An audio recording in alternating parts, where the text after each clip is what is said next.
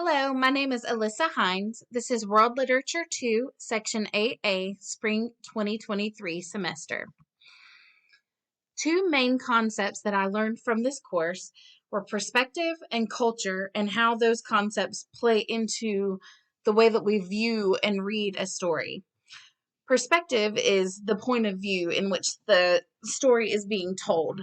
A lot of times we get the perspective from the narrator or the main character in the story. And some good examples of this with some readings that we did this semester is, for example, in Candide or Optimism, Professor Pangloss's teachings is that all things have a cause and all things are for the best. So we get to read the story and see how Candide goes through so many trials and tragedies throughout his life, but he tries to remain optimistic through all of that. So we get to read this story with his attempted optimistic perspective, even through everything that goes wrong.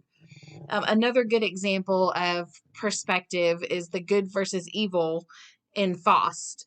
Power and knowledge looks so good to Faust, but it's an all matter of perspective, because when he actually tries to obtain the power and knowledge, it comes with a price. He loses the love of his life because of his quest for power. So we get to view his perspective on how his quest for power and knowledge actually ruined his life. Culture is, customs of a nation or people for a particular time frame. And some good examples in our reading this semester of culture is like Frederick Douglass in the novel, the narrative of the life of Frederick Douglass. It was customary during that time for slaves to be uneducated, and the white and wealthy were educated. That was what the culture was there. So we got to read that, written by Frederick Douglass, on how he tried to strive to get outside of the cultural norm to educate himself. Another example of culture and how, we got to experience culture within a story was in This Way for the Gas, Ladies and Gentlemen. The narrator was actually participating in the cleanup and direction of Jews being sentenced to death in the concentration camps, but that was the culture during that time. As a prisoner, you were required to, actually participate in the mass murdering that was going on. The most difficult aspect of the course for me was poetry.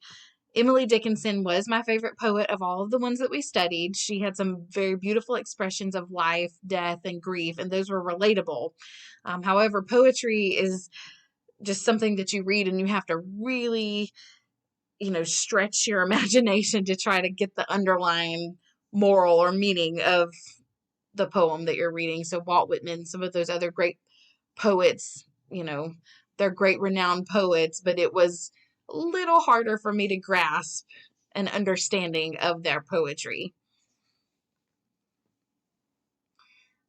I spent 6 hours a week, give or take, studying for this course, 1 hour each evening for about 5 consecutive days was dedicated to reading. And then on the sixth day, it was an hour of, writing assignments, proofreading, and then getting the final draft submitted. So it does take, at least 6 to 7 hours per week minimum to be successful in this course.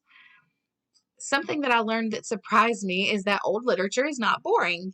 The stories that we read have stood the test of time, and as simple as it seems, I was surprised to discover that older literature has an exciting climax and a meaningful conclusion, just the same as newer literature does today.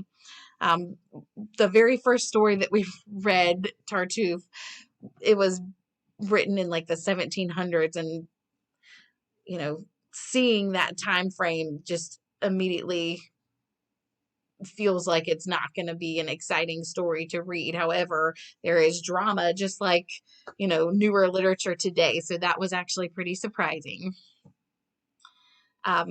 Comments on this course. This course has actually been my favorite of the 4 semesters I've been in college. It has absolutely nothing to do with my major in nursing. However, I really, truly enjoyed, reading literature and just jumping and diving into these stories, and it was challenging me to try to seek a better understanding knowing that we had to write the assignments.